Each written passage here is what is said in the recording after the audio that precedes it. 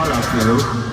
I just want the people to know, if you're wondering, please forgive me, but I am so not used to performing to a crowd and there's not too many, like still phone. That's not my swag. I'm not sure how long I'm gonna be able to do this tour, but make some noise for Blink 182 for including me anyway.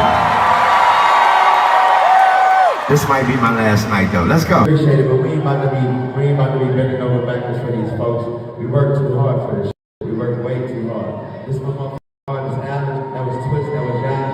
We on Young Money. We appreciate y'all time. When you talk about hip-hop powerhouses, Young Money's name gotta be in that conversation. Back in the day, Lil Wayne, Drake, and Nicki Minaj were a triple threat nobody could touch. In the late 2000s and early 2010s, they were dominating charts, breaking records, selling out arenas. Every year was theirs. Wayne was dropping his Carter albums like clockwork. Nicki was snatching every female rap award in sight. And Drake was becoming a hit machine the game hadn't seen in years. It wasn't just music, it was a movement. But behind the flashy hits and stadium tours, cracks were already showing in the Young Money empire. When we make decisions, like Taz isn't around no more, like in Mac isn't a part of the Young Money music side, but he's a part of the sports side. These are tough decisions to make. Tough decisions to make. Wayne's story starts in New Orleans, where his father bounced when he was just 2 years old. He dropped the D from his name Dwayne as a way to cut ties. His stepfather Rabbit stepped in, supported his music dreams, but tragically got killed when Wayne was just 14. That's when Birdman of Cash Money Records swooped in, not just as a mentor, but as a father figure. Wayne was young, hungry, and talented, but also in an environment where he was spoiled early. Birdman didn't just pay artists, he showered them with cars, houses, and jewelry, often still in his name. Wayne was living large, but didn't even know what a publishing check was. That little brother syndrome became only child syndrome when the rest of the hot boys left the label, leaving Wayne as the main star. By the mid-2000s, Wayne was on top, but that luxury lifestyle and constant praise created a bubble. He wasn't really tuned in to the rest of the rap game unless it involved him. He even admitted he'd never listened to Drake or Nicki's albums, despite being their mentor. That disconnect showed later, from rapping over outdated beats to struggling to adapt to younger audiences. As long as he was dropping hits, Birdman kept the gifts coming. But when Wayne sued Cash Money for $51 million over unpaid earnings, the relationship cracked. Many point to that lawsuit as the beginning of Young Money's slow decline. It didn't help that Wayne's sense of entitlement started spilling out in public. He'd walk off stage if a crowd wasn't hype enough, quit tours midway if he didn't like the vibe, or show up late to festivals, cutting his set to just 15 minutes. Fans were paying to see Wayne, but often left disappointed. That same mindset carried into bigger moments, like the Super Bowl halftime show drama. Wayne once dreamed about earning that slot through hard work, but when Kendrick Lamar was announced instead, Wayne acted like he'd been robbed. Nicki jumped in, calling out Jay-Z, accusing him of blocking Wayne. Instead of rallying with new music, Wayne dropped the Carter 6, an album many fans panned online with only one Young Money artist featured, a name most listeners had never even heard before. The numbers told the story. Carter V had done 65 million streams on day one. Carter 6 barely hit 14 million. Drake didn't even post about it. No features, no shoutouts, nothing. And that's the thing. Drake, once the glue holding Young Money together, had been distant for years. The days of them jumping on each other's records like Truffle Butter or Seeing Green were over. Wayne, who'd once been the mentor to a generation, now seemed isolated, frustrated, and disconnected. The lavish gifts, the early fame, the yes man circle, it all built up into a mindset where he expected the world to play by his rules. But hip-hop moves fast, and when you don't adapt, the game will leave you behind, even if you're a legend. Nicki Minaj's rise was nothing short of royal. From the moment she stepped into Young Money, she was untouchable. Hit after hit, chart after chart, award after award. Between 2010 and 2017, she was practically guaranteed to win Best Female Rapper at every major show. Nobody was even close. But when you stay on the throne that long without serious competition, it's easy to get comfortable. Nicki built a massive fan base, the Barbs, loyal, protective, and ready to go to war for her. But her inability to welcome competition would turn that fan energy into a double-edged sword. The first real crack in Nicki's armor came in 2017 when Remy Ma dropped Shether, a brutal diss that shook the rap world. Remy didn't just come for her, she brought out rising female rappers at Hot 97 Summer Jam, sharing the spotlight, something Nicki wasn't known for doing. Then came Cardi B. At first, Nicki played nice, even appearing with Cardi and Migos on Motorsport. But behind the scenes, tension brewed. Cardi felt Nicki's verse was aimed at her, asked for changes, and from there, things soured. Nicki accused Cardi of being ungrateful. Cardi claimed Nicki was sneak dissing and blocking opportunities. By the 2018 Met Gala, their Cold War nearly turned into a physical one. What made this rivalry different was timing. Cardi's 2018 debut album, Invasion of Privacy, exploded. Multiple number ones, Grammy wins, and sales that outpaced Nicki's Queen album later that year. Nicki, used to being the only queen in the castle, wasn't just facing competition, she was losing chart battles. Instead of embracing the challenge, she went on the offensive. She called out Travis Scott for beating her to the #1 spot, accused Kylie Jenner of helping him by bundling albums with merch, and even dragged Drake into it, saying Spotify promoted his album more than hers. Fans were seeing an icon acting less like a leader and more like a sore loser. That pattern kept repeating. In 2022, Nicki aimed at Lotto over Grammy nominations, arguing that if Super Freaky Girl was moved out of the rap category, Lotto's Big Energy should be too. Instead of keeping it private, Nicki went public, trading shots on Twitter. Lotto fired back, calling Nicki a super freaky grandma and accusing her of bullying younger artists. Then came Megan Thee Stallion. Their relationship was good at first. Nicki even featured on Hot Girl Summer. But after Megan collaborated with Cardi on WAP, Nicki distanced herself, threw subliminals in songs, and eventually went full-on diss mode in 2024, calling Megan Bigfoot and mocking the Tory Lanez shooting incident.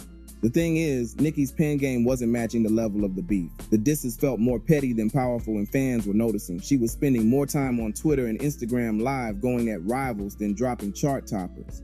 Even her shots at Jay-Z and Roc Nation in 2025 felt like part of a bigger pattern.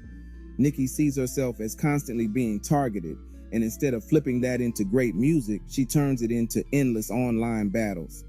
It's a cycle that mirrors Wayne's. Years of dominance, a resistance to sharing the spotlight, and a tendency to turn competition into personal grudges. The difference, Nicki still has one of the most dedicated fan bases in music. But even the barbs can't change the fact that her last few years have been defined more by drama than by music. If Wayne was the architect and Nicki was the crown jewel, Drake was the engine that kept Young Money moving long after the others slowed down. When Wayne went to prison in 2010, he even said, "I'm not tripping, Drake's gonna hold us down." And he did. Hit after hit, blockbuster albums, sold out tours.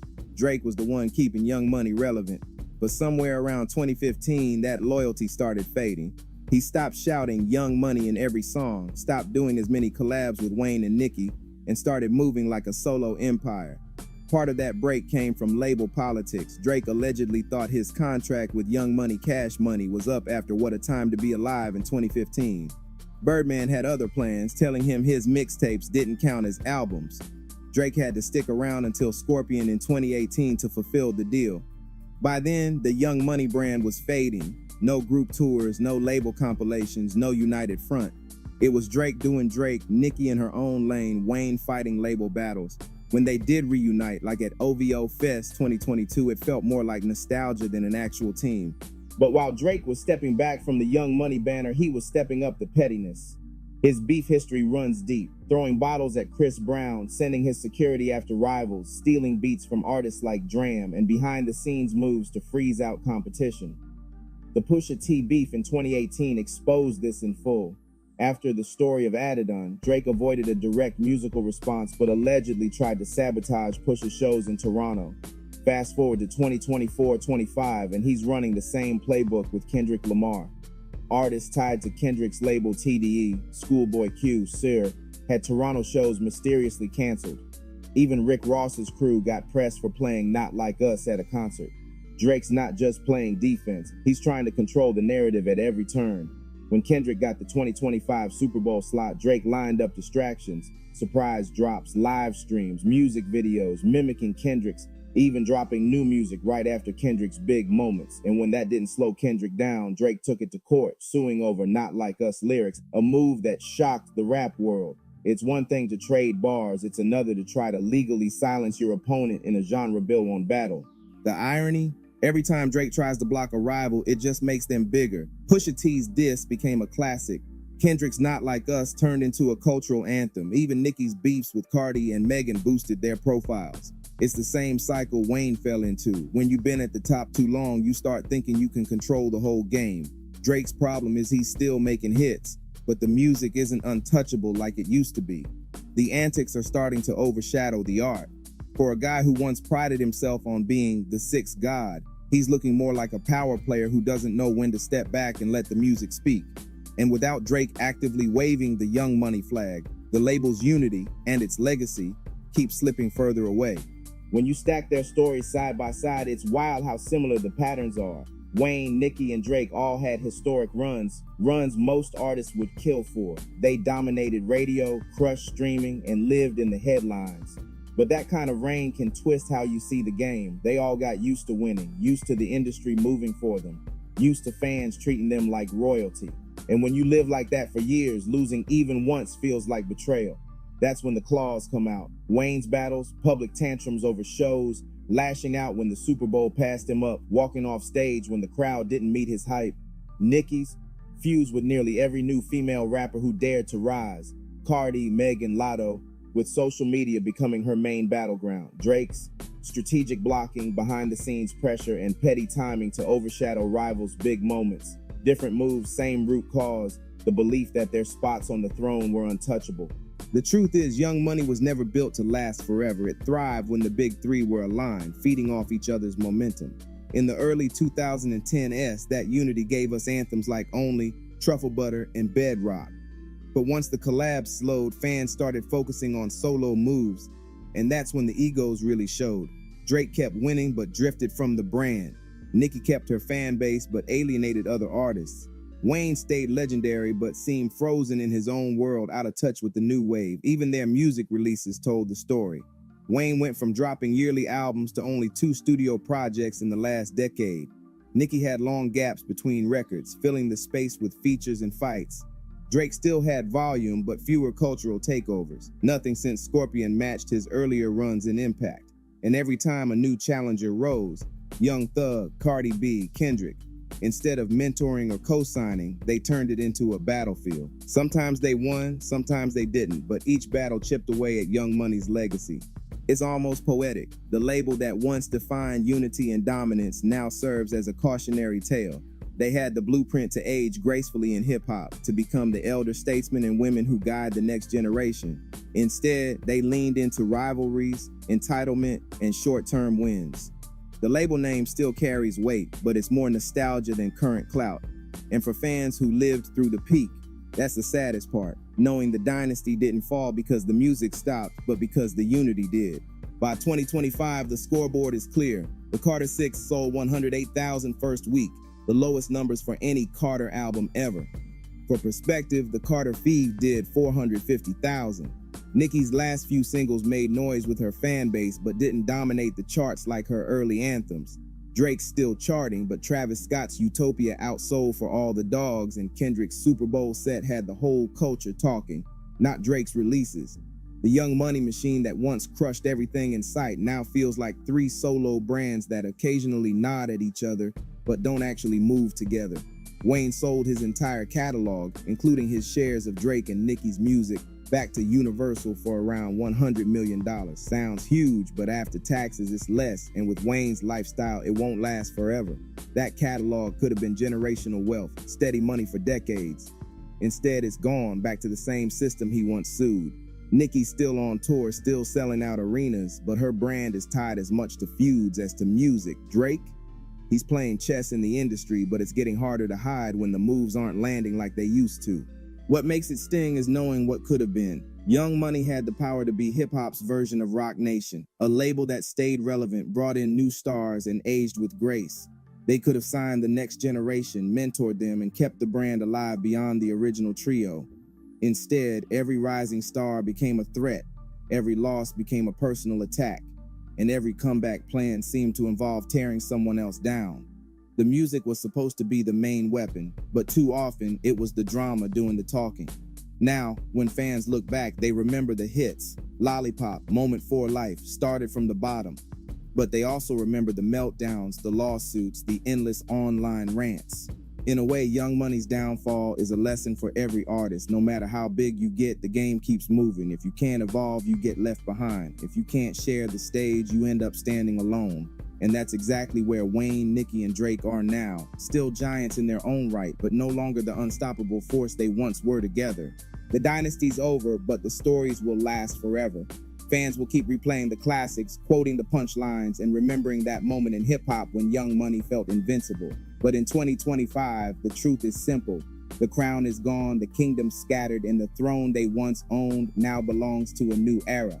The only question left, whether they'll ever see the value in coming together one last time, or if Young Money's greatest reunion will always just be in the memories of the people who watched them build it.